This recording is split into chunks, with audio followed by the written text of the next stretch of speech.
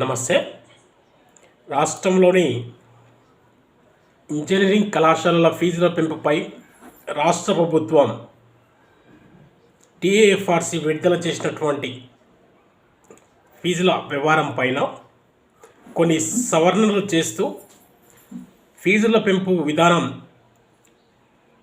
పై కొన్ని ఆదేశాలు జారీ చేయడం జరిగింది ప్రత్యేకంగా. మరి ఆ పరిస్థితిలో రాష్ట్ర ప్రభుత్వం ఈ సంవత్సరం ఫీజుల పెంపుపై ఇప్పటి వరకు కూడా ఎలాంటి చర్యలు తీసుకోలేదు. కమిటీలు వేసింది, కమిటీల ద్వారా చర్చించి నిర్ణయం తీసుకుంటామని తెలియజేసింది. కానీ కొన్ని కాలేజీలు, ప్రముఖంగా సిబిఐటి కాలేజు, మా కళాశాల ఫీజు మా కోర్టు ఆర్డర్ ప్రకారంగా గతంలో కూడా ఇదే విధంగా జరిగింది. గత సంవత్సరాల్లో కూడా ఇదే విధంగా జరిగితే మేము కోర్టుకు వెళ్ళి ఫీజులు పెంచుకున్నటువంటి విధానం ఉంది.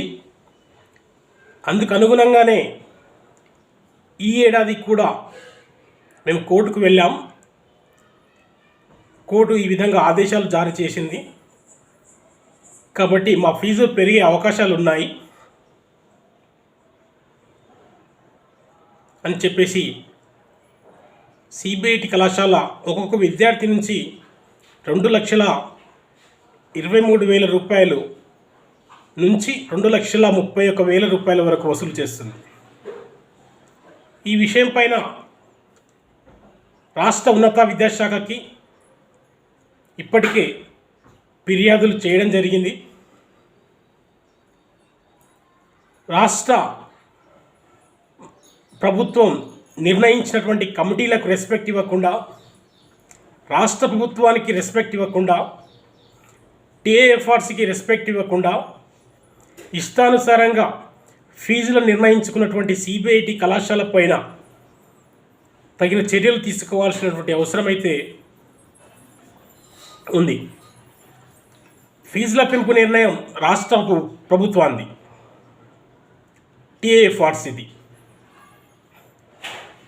కానీ సొంత నిర్ణయాలతో విద్యార్థుల నుంచి అఫిడవిట్ రాపించుకుంటూ ఆ విధంగా వసూలు చేసినటువంటి సిబిఐటి కళాశాల పైన విచారణ జరిపి విద్యార్థులకు మేలు జరిగే విధంగా కళాశాల పైన చర్యలు తీసుకోవాలని చెప్పేసి తెలియజేస్తున్నాం.